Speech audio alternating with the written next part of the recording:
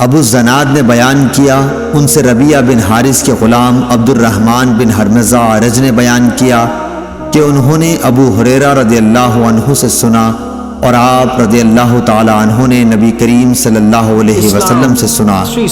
آپ صلی اللہ علیہ وسلم نے فرمایا کہ ہم دنیا میں تمام امتوں کے بعد ہونے کے باوجود قیامت میں سب سے آگے رہیں گے، فرق صرف یہ ہے کہ کتاب انہیں ہم سے پہلے دی گئی تھی، یہی جمعہ ان کا دن تھا جو تم پر فرض ہوا ہے، لیکن ان کا اس کے بارے میں اختلاف ہوا اور اللہ تعالیٰ نے ہمیں یہ دن بتا دیا، اس لیے لوگ اس میں ہمارے تابع ہوں گے۔ یہود دوسرے دن ہوں گے اور نصارہ تیسرے دن۔ صحیح بخاری حدیث نمبر 876۔ مزید ویڈیوز دیکھنے کے لیے ہمارے اس اسلامک چینل کو سبسکرائب ضرور کریں اور ساتھ میں بیل آئیکن کو ضرور دبائیں۔